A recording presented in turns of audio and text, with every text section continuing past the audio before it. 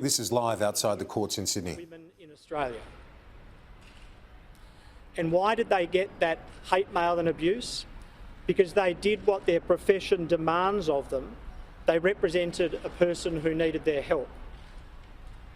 I want to thank Rebecca Giles and Sue Chrysanthou SC and Brett Walker SC for their representation, their skill and their courage. The reason that I determined to bring this action against the ABC, the reason I was willing to go under oath and to say what I have always said, that the things alleged did not happen, the reason I brought this case is very simple.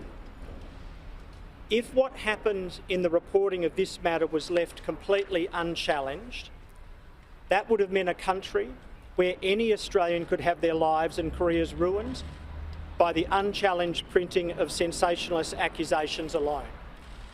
And let me be absolutely clear about what has happened publicly in this settlement. The ABC has determined not to defend the matter.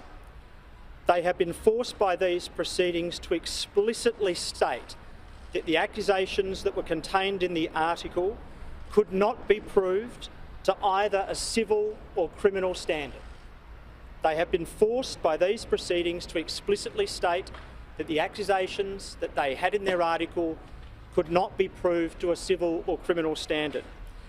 Now, had the ABC not been forced by these proceedings to explicitly say that the accusations could not be proved to either a civil or criminal standard, because of the sensationalist way that the story was written, readers would have obviously been left with the opposite view. And let me be absolutely clear about this. The ABC has also been forced to express regret at the outcome of their reporting. The ABC has been forced to express regret at the outcome of their reporting.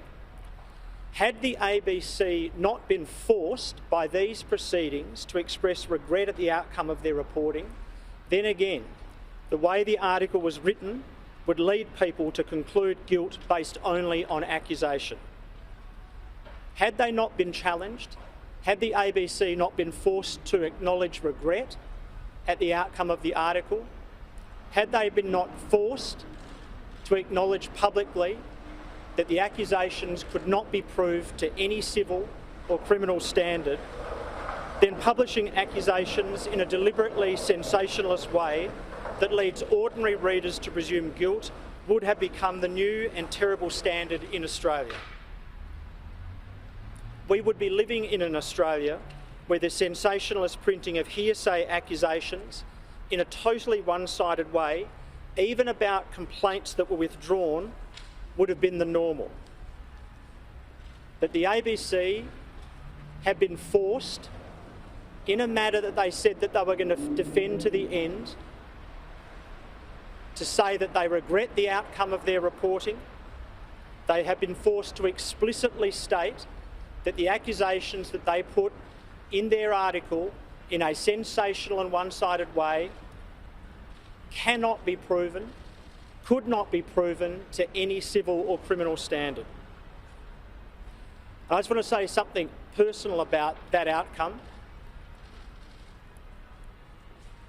I'm not going to be asking, and nor am I expecting, any change in portfolio or any return to my old portfolios. I've always considered that being a minister in a cabinet is about serving, and I don't want to do anything that disrupts the service of this government to the Australian people during what has been an unprecedented and challenging time.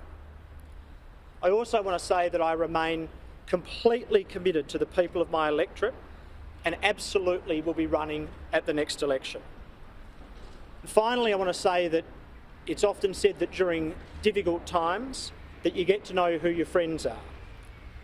For me, the number of fair weather friends has been few, and the number of people that have supported me has been overwhelming.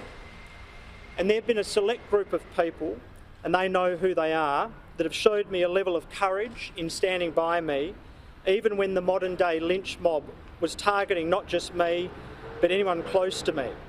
And they demonstrated a type of courage to me that I will never forget. This is lacking the word sorry, the ABC statement. The ABC have said explicitly, and this is a very difficult thing to get the ABC to ever do, they have explicitly stated that they regret the outcome of the article and the reporting contained in it. They have explicitly stated that they regret the outcome of the article. They also say they stand by their investigative journalism at Louise and Milligan. Well, that's a very difficult thing to plausibly say that you stand by when you also regret the outcome of that same article. Mr. Porter, didn't you want a chance to clear your name to give evidence of both? By settling these proceedings, are you effectively, you're not being given the chance to clear? Well, the ABC, again, by these proceedings, have been forced to acknowledge that they could not prove to the criminal standard or even the civil standard the accusations that were contained in their article. It's unnecessary to go to the trial because they themselves acknowledge, by virtue of the matter having been brought, that they could not prove the accusations that were contained in the article. Forget about the criminal standard, they couldn't even prove it to the civil standard. Given you say that they can't prove it to the civil standard, no damages are being paid, are they making a contribution to your legal costs? The terms of the settlement are confidential, and I know that you are basing that on a tweet that you have seen from Sally Neighbour that was put out not that long ago. That tweet is false. Sally Neighbour tweeted that no money was paid. She then deleted that and wrote no damages were paid. What can we infer? Well, what is it, Sally? You know, Sally was the producer of Four Corners. She was part of the team that wrote an article that the ABC now, in a humiliation, have had to acknowledge they regret. They regret the outcome of that article. That is a humiliating backdown for the ABC, no matter what way they want to spin it.